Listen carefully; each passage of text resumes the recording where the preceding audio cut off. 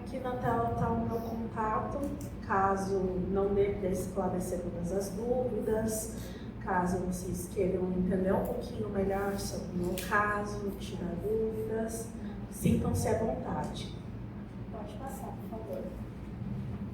O roteiro da apresentação vai ser uma introdução. Mais alto? Introdução ao autismo, minha vivência com o autismo, as conclusões bibliográficas. Pode passar, por favor. Introduzindo. O primeiro estudo sobre o autismo foi com Grunia Sukhdeva, russa, judia e psiquiatra. Ela fez um estudo em 1926 com meninos e em 1927 com meninas. Entretanto, seu estudo foi plagiado por Leo Kanner, um psiquiatra que, junto com Asperger, que deu até o nome à síndrome de Asperger, antes de ser o transtorno do espectro autista, ambos foram associados ao partido nazista e responsáveis até por eutanásia de crianças com deficiência, além do próprio plágio em relação aos trabalhos de Grunia. Além disso, atualmente o transtorno do espectro autista é designado como uma deficiência psicossocial no DSM-5. O diagnóstico é composto por uma tríade que tem um comprometimento entre 3 áreas de vida: interações sociais, interesses restritos e estereotipação e repetição. Esses critérios foram com base nos estudos de Kanner. Eles não incluíram o estudo de meninas. Ou seja, todos os critérios diagnósticos que nós temos atualmente no DSM-5, dentre outros apoios médicos, são baseados em estudos com meninos. Pode passar, por favor. O TEA hoje possui um aumento de casos, mas é necessário compreender que, por causa disso, só é causado porque antigamente pessoas que tinham características diferentes eram associadas ao sobrenatural e mortas pelo cristianismo. E ao longo do tempo fomos conquistando o direito de existir, de sobreviver, de termos nossos direitos. Além disso, é necessário salientar que a doença só tem realidade e valor de doença no interior de uma cultura que a reconhece como tal, como afirma Laplane em 2018, página 4.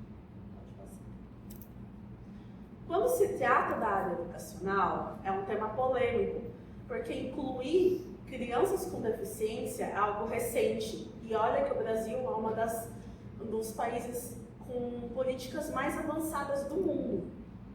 Além disso, em 2012 foi sancionada a lei número 12.764/2017, que institui a Política Nacional de Proteção de Direitos à Pessoa com Transtorno do Espectro Autista, que possibilita até o sistema de educação acessível e inclusivo, de acordo com a educação especial, na perspectiva de educação inclusiva.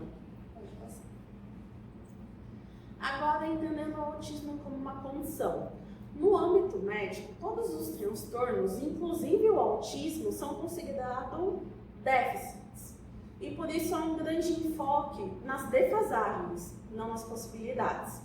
Incluindo no próprio estudo de Leo Kanner, ao longo do início de seus estudos, ele chegou a culpar as mães dos autistas por serem responsáveis pelo autismo. E isso foi sendo desmascarado ao longo do tempo, pois tinham irmãos que não eram autistas, tinham o mesmo tratamento dos irmãos que eram autistas e foram percebendo, tirando a culpa das mães. Também não se fala mais pessoa especial.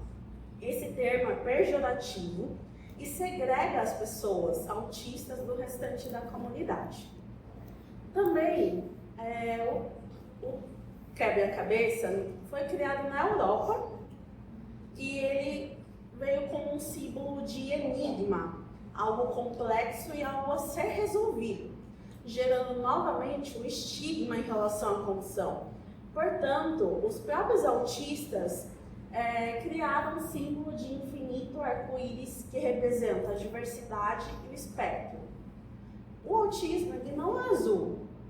Estima que a quantidade de meninas presas em subdiagnósticos, em diagnósticos tardios, é tão alto quanto a de meninos. Novamente, é necessário ressaltar que desde os primeiros estudos sobre autismo, mulheres foram segregadas e excluídas desses estudos. E isso permanece até hoje. Então, o autismo ele não é somente azul, ele é colorido. Ele está incluso com pessoas trans, pessoas não binárias, mulheres, homens, meninas e meninos. Pode passar.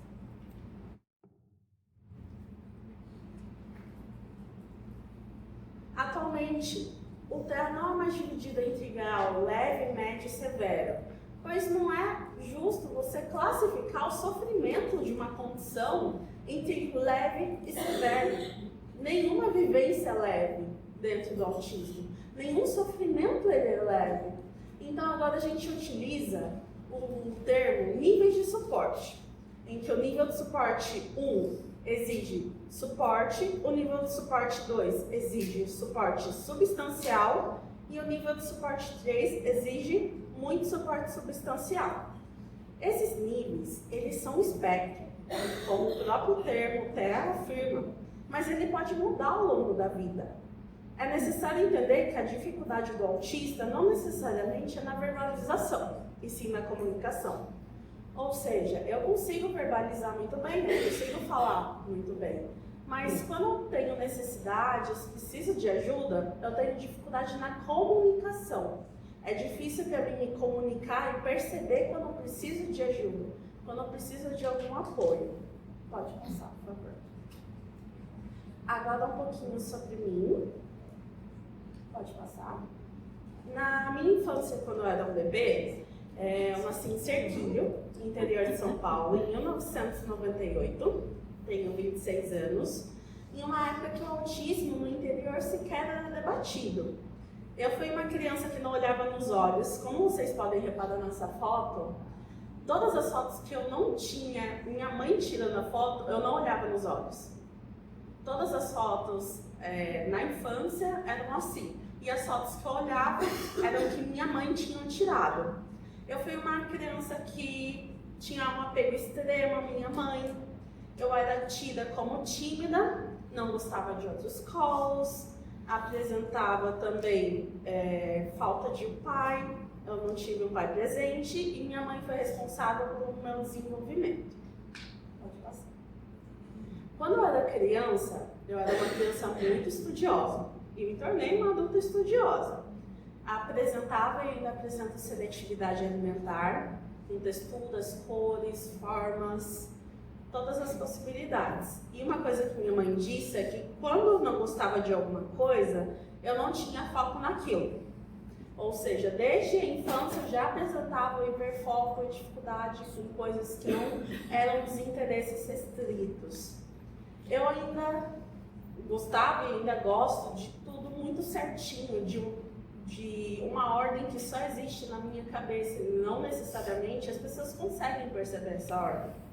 Mas se essa ordem é tirada, minha cabeça às vezes entra em colapso.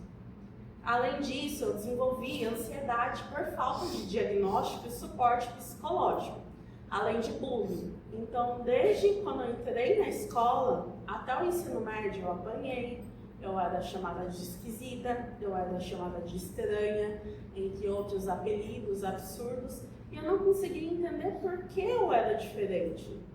Então, não tive o diagnóstico na infância. Pode passar. Na adolescência, eu apresentei masking. Masking é o ato de você mascarar as características do autismo. É algo muito mais comum em mulheres. As mulheres apresentam uma plasticidade cerebral maior em se adaptar ao meio que elas estão inseridas.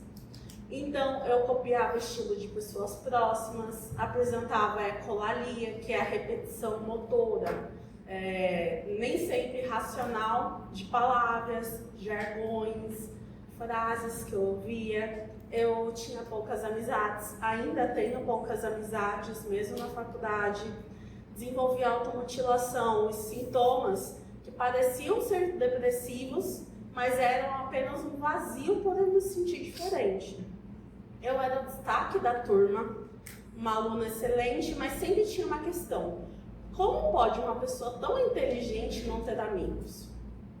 Diziam que eu era excelente em português, matemática, todas as matérias, e não me faltava inteligência emocional para conseguir formar amizades, mas a própria sociedade me excluía, não me incluía, não me enturmava, não me ajudava. Não foi por falta de eu querer, não foi por falta de eu tentar. Eu fui a única aluna da minha escola pública, onde eu estudava, a passar em uma federal. E eu também tive o diagnóstico de TEA do meu primo. Foi o primeiro contato com o autismo que eu tive. Ele só soube do diagnóstico aos 18, mas teve o diagnóstico na infância. Ele é nível de suporte 3, ele basicamente vive em casa. Só que na época eu não sabia que tinha fatores genéticos, eu não entendia nada disso. Pode passar. Na faculdade eu passei em 2017 em Ciência da Computação, aqui no UFSCar mesmo. Não tive diagnóstico, não tive nenhum suporte além da minha mãe. Achava desde os 12 anos que eu queria fazer algo na área da computação. Tive uma piora da ansiedade e da depressão. Recebi acolhimento no ambulatório aqui da UFSCar pela psicóloga do campus, numa ideação suicida. Fui encaminhada para o CAPS de Saúde de Pirapora, no qual não tive uma boa experiência. Me colocaram junto com adolescentes enquanto eu queria morrer por não me encaixar no curso. E não identificaram o que eu tinha. Eu relatava que eu tinha dificuldades, que eu me sentia diferente, mas nunca perceberam nada, nunca foram atrás de nada e não me trataram corretamente. Pode passar. Ainda na faculdade, apesar de todos os apesares, ela me proporcionou algo bom durante todo o percurso de ciência da computação, a entidade SHARE, que era um centro de línguas aqui, na qual eu cheguei a ser presidente, e é relacionada à área da educação, na qual eu amei a área de educação e percebi que era o que eu queria fazer pro resto da minha vida. Então, comecei a namorar uma mulher trans autista, na qual pesquisei sobre autismo e me identifiquei com as características. Na pandemia, aos 22 anos, eu criei um documento sobre mim e todos os meus traços autistas. Eu literalmente fiquei hiperfocada em autismo e tenho hiperfoco até hoje. Pesquiso sobre tudo, eu fiz literalmente uma descrição de todo o DSM-5, em todas as coisas que eu tinha. E levei isso para uma psicóloga, especialista no assunto, que é a minha psicóloga até hoje. Ela fez a hipótese diagnóstica. Eu procurei um neurologista acessível aqui em Sorocaba e recebi o laudo, que posteriormente foi confirmado por mais um psiquiatra, mais um neurologista. Enquanto isso, eu passei pela segunda e terceira vez em federal, uma vez na IFSP, em pedagogia, e na UFSCar, novamente em pedagogia, onde eu resolvi ficar. Pode passar. Eu entrei com cota de renda, escola pública e como PCD. Eu fui a primeira no campus a utilizar o cordão girassol em 2021, quando a lei municipal de Sorocaba sobre cordão girassol ainda não existia. A lei 12.590/2022. Eu contei com o apoio da Secretaria-Geral de Ações Afirmativas, Diversidade e Equidade, a SAD, junto com a Comissão de Acessibilidade, COA, para solicitar o apoio às necessidades acadêmicas. Meus direitos são tempo adicional para provas, possibilidade de fazer trabalho sozinha ou adaptado e maior prazo para entrega. Mas isso varia de caso de autismo para caso de autismo. Apesar de eu ter todos esses direitos garantidos, tem direitos que nem sempre eu vou utilizar, apesar de ter, mas é importante estarem estabelecidos pela lei. Eu sigo em acompanhamento com uma UBS de Sorocaba, Além disso, o meu hiperfoco, como eu falei, se tornou o autismo, e dentro da academia aqui na UFSCar, eu me tornei uma ativista acadêmica que luta pelo direito de conteúdos acessíveis, informações atualizadas sobre a educação especial como um todo. Pode passar, por favor.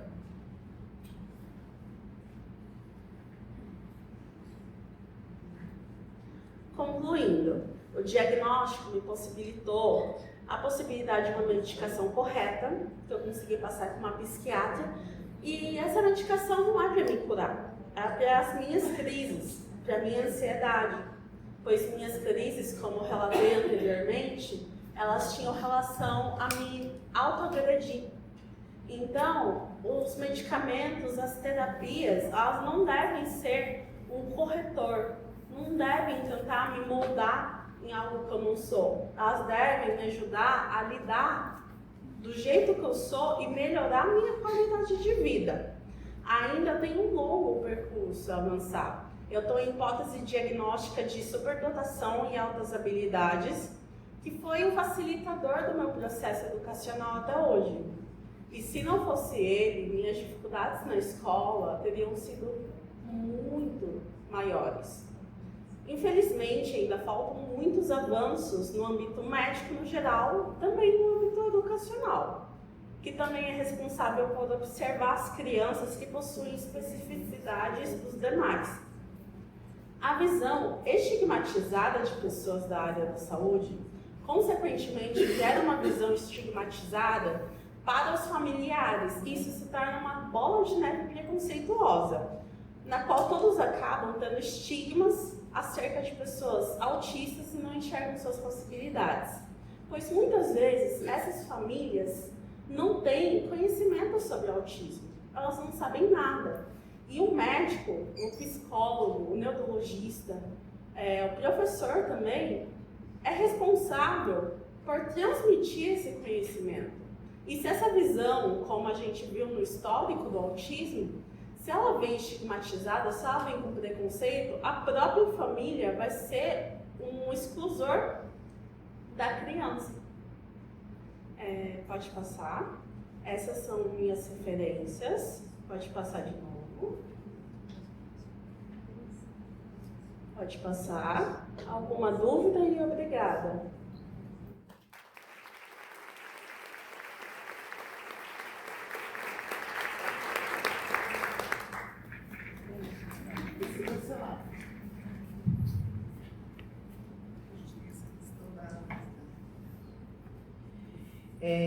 Pessoal, fantástico, né? Sim. Então a gente tem duas situações aqui. Estamos com o microfone aqui, então a gente vai abrir para as dúvidas. E aí a Manu vai respondendo aqui com vocês.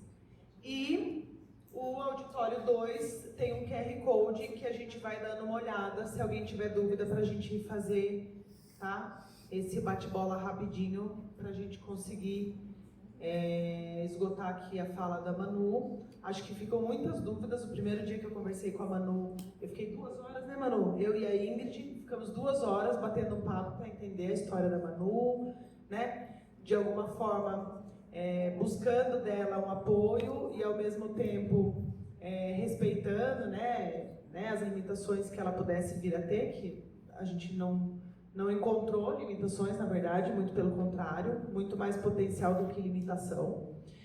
E eu acho que a gente aprende muito, né? Eu acho que, por exemplo, a Manu começou aqui falando, azul não quer dizer nada, nós viemos no caminho discutindo isso, né? Ah, mas qual que é a cor? Ah, mas por que é o azul? Né? Que são coisas pequenas que a gente não sabe.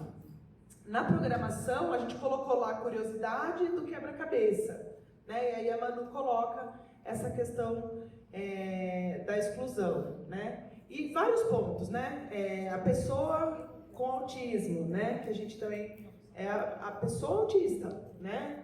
Enfim, são várias coisas que a gente vai aprendendo e aí no trato mesmo, né? Do cotidiano. Quando a Manu trouxe a história dela, eu falei, Manu, eu queria que você trouxesse como é que foi o seu percurso na saúde, na educação, né? Para que a gente possa realmente reconhecer que a gente tem, né, assim, várias lacunas, assim, no cuidado que a gente oferece, né? Quando ela fala do pessoal, né, do CAPS de Salto de Pirapora, até queria agradecer, que foi uma coisa que eu não falei na minha fala, a gente queria agradecer a equipe de Salto de Pirapora que está com a gente aqui desde as 6h30 da manhã. Tá? Foi um município, né, eu comecei falando, não terminei, um município que está aqui com a gente apoiando o dia de hoje. Mas, né, voltando um pouco nisso, o CAPS de Salto de Pirapora, até, né, colocar um pouco aqui, foi muito tempo, né, Manu? Faz quanto tempo? Foi em 2018. 2018. Então, a equipe que estava lá já não está mais, né? Então, que ninguém, né? Mas eu acho que a gente precisa entender, assim, que a gente deve falhar muito no nosso percurso, né? Então, eu acho que a gente está no momento, né, de aperfeiçoar mesmo nossas tratativas e os cuidados que a gente tem para oferecer. Vamos abrir, então? Quem? Por favor. Você não vem aqui, fazendo favor? CAPS de Salto de Pirapora, vai falar. Vem aqui, daí o pessoal do setor de fora te ouve. É assim, gente, adaptação atrás de adaptação, o dia inteiro.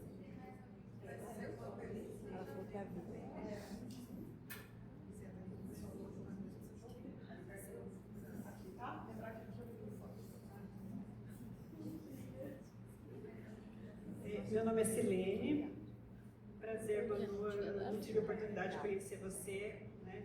Eu sou terapeuta ocupacional, até bem pouco tempo eu trabalhava na equipe do CAPS 2 de Salto de Pirapora. Não tive a oportunidade de conhecer você lá, e a hora que você falou da sua experiência, aquilo me doeu. Me doeu bastante, aliás, sabe? Sinto muito. Pela sua experiência não ter sido boa lá, e eu queria entender o que foi que aconteceu para que a gente leve isso como aprendizado, para a gente, eu não sei quais os erros que foram cometidos, mas eu gostaria de entender da sua parte quais foram os erros para que a gente não volte a cometer isso, para que a gente possa acolher com excelência todas as pessoas que procuram pela gente. Hoje eu faço parte da equipe do CAPS Infantil, cerca de 2 meses, mas eu queria que você explicasse pra gente, tá bom? Obrigada, viu? Bem, no meu caso, foi o CAPS, na época que eu fui, era separado por idade. Então colocaram, que eu lembro, da faixa etária de 15 a 20 anos comigo, e eu tinha 19 na época. E não necessariamente essa classificação seja a melhor, mas sim por tipos de problema. Como eu falei anteriormente, eu tinha ideação suicida, eu tinha automutilação, eu tinha dificuldade em querer viver porque eu não fui diagnosticada. Então, se eu tivesse sido colocada com outras pessoas que tivessem o mesmo problema do que eu, mesmo que não tivesse o diagnóstico, mas por ter vivências parecidas com a minha, teria sido muito melhor. Porque essa classificação, eu entendo que é uma necessidade, talvez colocar uma pessoa de 60 anos com uma pessoa de 15, não faça muito sentido realmente, mas e se a pessoa com 60 anos também tiver uma ideação suicida? Não vai ser... de certa forma, apesar de ser uma situação triste, não vai ser confortante saber que você não está sozinho nessa situação? Então, creio que essa solução, entender as problemáticas, passar por uma entrevista, entender, o que você está sentindo? É uma tristeza com a vida? Você pensa em tirar a sua vida?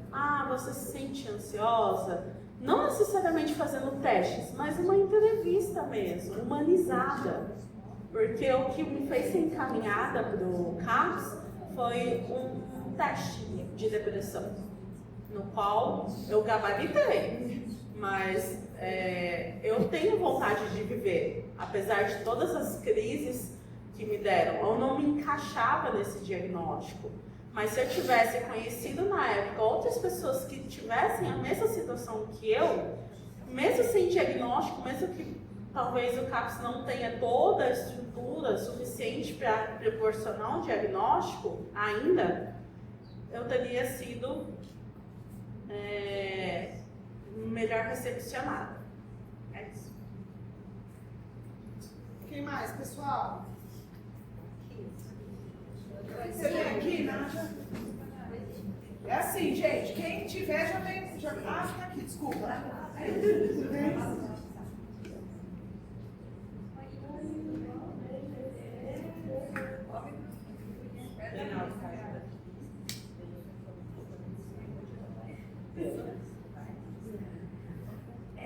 Bom dia, gente. Eu sou Júlia, sou enfermeira, articuladora de saúde mental de Sarapuí.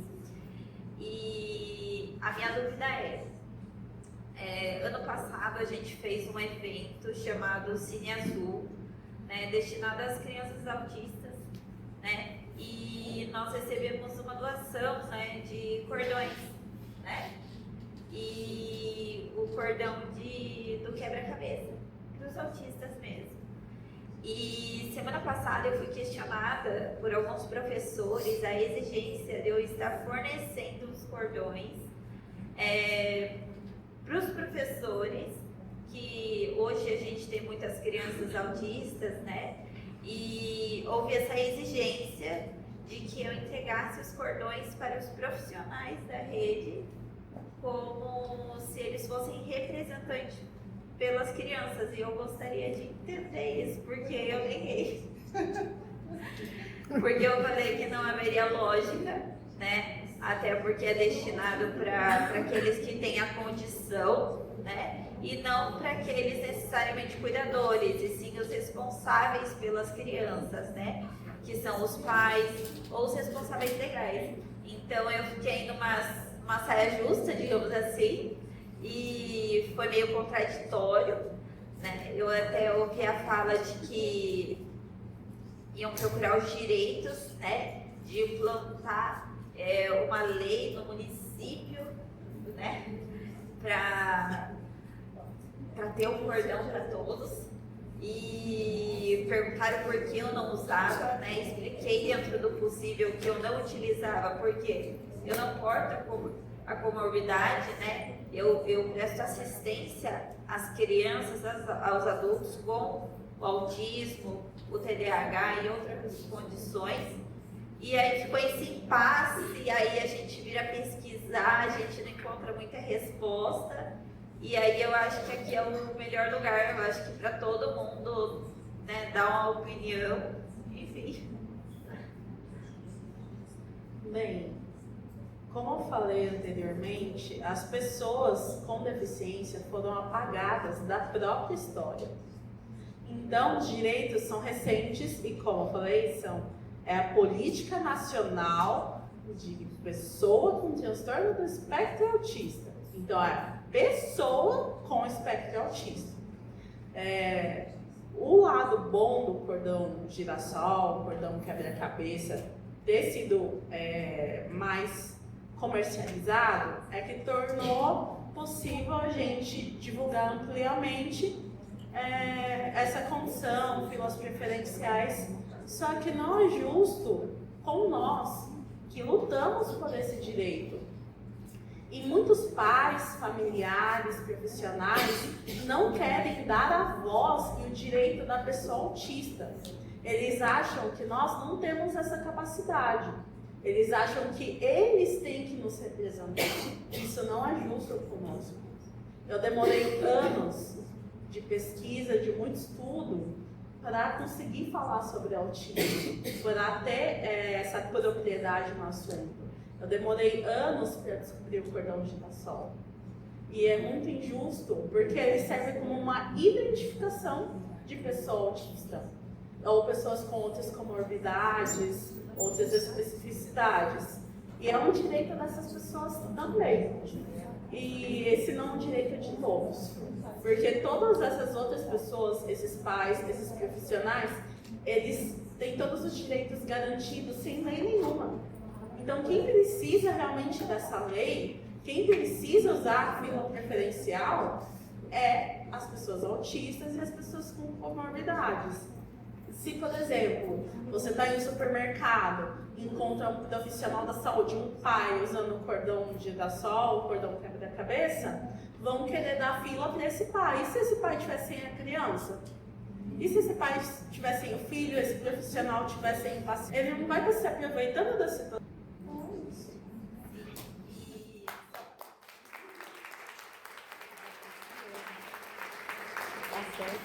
E só para complementar, que nem eu tenho uma irmã autista, né, de 22 anos. A minha irmã tem outras deficiências fora o autismo, né? Ela é deficiente visual e ela tem várias limitações de comunicação, de andar, tudo. E nem por isso ela usa o cordão, até porque é algo que incomoda ela, né? É algo dela. Porém, mesmo que ela não tivesse esses aspectos físicos, a gente não usaria disso para se aproveitar de outras situações. E o questionamento foi exatamente esse, que eu cuido de uma sala que tem várias crianças que precisam de auxiliar de sala, então todo mundo tem direito a ter um cordão. Então ficou numa dessa, é bonito usar o cordão, né? Então eu fiquei meio assim, eu tentei explicar, porém é difícil lidar, né, até com uma questão meio que ignorante, né, pela falta, por ser leigo sobre o assunto, né, então eu fiquei numa situação até assim, né, o nosso município é um município pequeno, Sarapuí, 10 mil habitantes, então é uma questão política, é uma questão que pela falta de conhecimento eles vão por outras vias, sabe? E aí se citou, eu vou implantar uma lei que todo mundo vai usar. Aí você fica, né?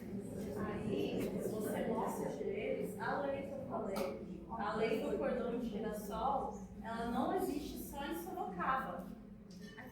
A lei de cordão de girassol também é nacional. Ela veio, que eu me lembro, no ano de 2023. Então, eles não podem passar a lei nacional. Se eles quiserem criar uma lei para isso, eles vão ser inconstitucionais. Então, eles não vão conseguir, mesmo que eles tentem, pode passar na primeira, mas no final não vão conseguir. Esclarecido. Obrigada, meu. Imagina.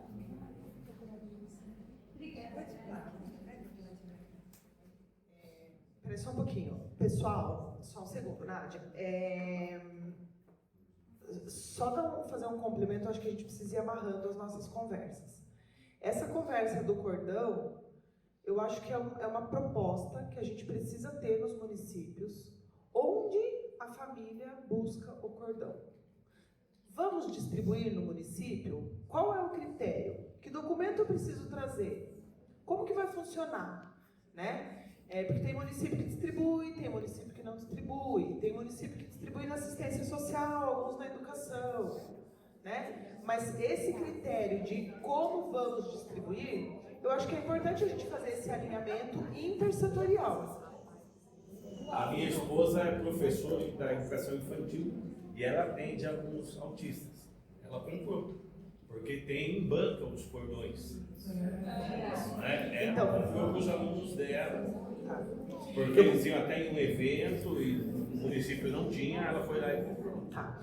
Pessoal do auditório 2, só para vocês entenderem, tem um colega no auditório aqui dizendo que a esposa comprou, é uma professora da educação infantil, e na necessidade dos alunos autistas terem um cordão, ela adquiriu o cordão. Está realmente à venda. Mas partindo do pressuposto que somos um serviço público e vamos distribuir, qual critério vamos utilizar? Eu acho que isso é importante da gente fazer essa discussão nos municípios, tá bom? Pessoal, a Manu, ela vai ter prioridade, porque a gente quer ouvir tudo que ela tem para falar. Mas eu tenho algumas perguntas, tem a Nádia ainda para fazer a pergunta, e a gente tem o grupo do Auditório 2, eu vou fazer algumas perguntas aqui para a gente ir intercalando, tá bom? Então vamos lá, Auditório 2 te pergunta, Manu. Bom dia, minha filha de 14 anos é autista nível 1 de suporte com diagnóstico tardio. foi diagnosticada em outubro de 2023. Ela faz as terapias indicadas e está medicada, mas ainda apresenta a automutilação. Como você trabalhou ou trabalha essa questão da automutilação? No meu caso, a automutilação, ela foi causada pelas crises do autismo. E nem toda medicação ela vai ser o suficiente. Então, existe algo chamado Steam Toys, que são brinquedos, são recursos, tipo um clips pode ser um Steam Toy para uma pessoa. Pode ser algo que ela recorra em crise ou recorra para prevenir a crise. É necessário entender da onde está vindo essa crise. Se essa crise é pelo autismo, se essa crise é por ansiedade, se essa crise é por uma depressão. Então é necessário entender o gatilho. Entendendo o gatilho, você consegue entender os momentos e consegue começar a prevenir esses gatilhos. Então, por exemplo, é estímulo de hipersensibilidade auditiva que causa automutilação. A automutilação é no pulso. Por que não colocar alguma coisa no pulso da menina?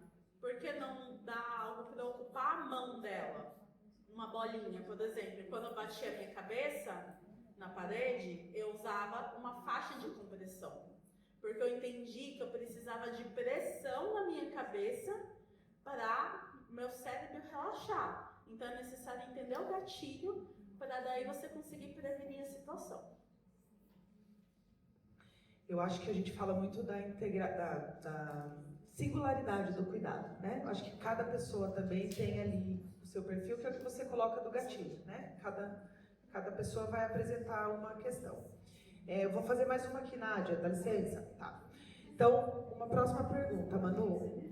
Para que aconteça um melhor acolhimento após o diagnóstico e para que haja de fato a inclusão, qual seria o papel do assistente social nesse processo de garantia de direitos? Vocês preferem que seja de forma individual ou em grupo? Bem, os direitos, eles são de um grupo específico. Então, é necessário que o assistente social ele esteja a par dos direitos das pessoas autistas. Então, que ele entenda as especificidades, apesar dos direitos ser de todas as pessoas autistas, como eu falei, cada um tem uma necessidade. Eu nem sei, mesmo eu tendo necessidade e direito de tempo adicional em prova, nem sempre eu vou usar.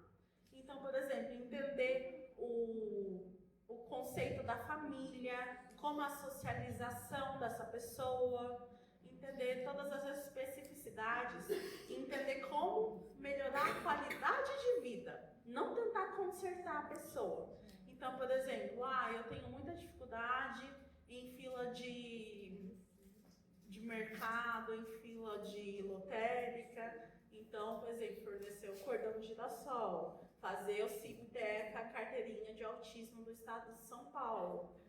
Eu tenho dificuldade em crises de autoagressão, procurar um psiquiatra, encaminhar para um psiquiatra. Nem sempre o trabalho vai ser só de um profissional. É uma equipe que tem que ser responsável.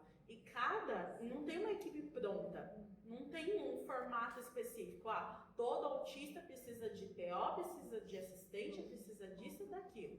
Cada um precisa de uma coisa diferente. Então não tem um modelo pronto, não tem um padrão pronto do que fazer em cada situação. É você ouvir a pessoa, o indivíduo, individualmente, entender o que ele precisa e tentar melhorar a qualidade de vida. Última pergunta daqui do segundo auditório, daí a Nádia volta aqui para a mesa. A Martinha pergunta: bom dia, gostaria de perguntar qual o caminho correto para o diagnóstico. Eu acho que a gente está aqui para aprender isso hoje, mas enfim, vou deixar a Manu responder. Não existe um caminho correto, porque o conhecimento ele não é igual para todo mundo. Então, por exemplo, tem pessoas que a primeira pessoa que vai perceber que tem algo de diferente, tem algo a ser melhorado, é a própria família. Às vezes vai ser o profissional da educação, às vezes vai ser o profissional da saúde. Então, ver da onde aquilo começou ajuda. No meu processo de diagnóstico, não foi ninguém que fez isso. Fui eu mesma responsável pelo meu diagnóstico. Mas isso não é o correto. Eu não devia ser responsável pelo meu diagnóstico. Deveriam ser pessoas que naquela época, desde a minha infância, detinham conhecimento do assunto. Profissionais da saúde, profissionais da educação. Então, o processo é procurar um psicólogo. Se esse psicólogo ele não possui conhecimento sobre a área, fazer o encaminhamento ou para um CAPS ou para um psicólogo particular que tenha uma pós-graduação, uma especialização sobre autismo e depois levar essa hipótese diagnóstica para um psiquiatra ou para um neurologista. Dependendo se a pessoa tem necessidade de alguma medicação, se a pessoa tem necessidade de algum apoio como um TO, assistente social, um psiquiatra no laudo pode referir essa necessidade.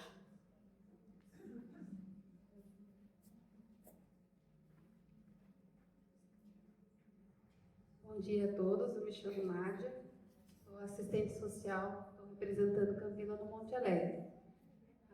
Bom, a minha cidade ela tem 6 mil habitantes aproximadamente. Recentemente foi feito um levantamento sobre TEA no município. Se não me engano, eram 63 crianças que foram com o diagnóstico que a médica lá constatou que tem o TEA, né, que tem autismo que está com esse diagnóstico. A minha dúvida é que assim, o que acontece? O município, as pessoas são simples, humildes e não entendia sobre a doença em si. Então, o que acontece? Elas não tinham essa percepção, né, da realidade das crianças, da vivência, achavam que era normal, né, fazia nem acompanhamento não tinha, porque não tinha diagnóstico, né, então não sabia que tinha doença. Então, a minha dúvida é que, na sua opinião, o que poderia mudar a questão da realidade familiar para alterar a percepção sobre o autismo, com políticas públicas preventivas, para a família entender o que poderia ser feito para entender melhor sobre a doença, poder acolher essas crianças de modo correto, para poder dar um seguimento à sua saúde, né? Bem, como eu falei anteriormente, a família, nem o próprio sujeito com autismo deve ser responsável pelo próprio diagnóstico. Ou seja, se é uma cidade pequena, como a minha, não tão pequena, e as pessoas familiares não têm esse conhecimento, é necessário formar os profissionais da saúde e os da educação, pois eles são as pessoas que têm esse contato direto. Então, por exemplo, formação de professores sobre o assunto, levar palestras, mesmo que pequenas, existem palestras de palestrantes online, por exemplo, eu mesma posso palestrar online, existem diversos eventos, cursos até de educação especial que o próprio governo oferece a profissionais da educação também, para eles se atualizarem sobre o assunto. Então, a partir do momento que você forma professores, forma profissionais da saúde, fica muito mais fácil de levar o conhecimento para os familiares.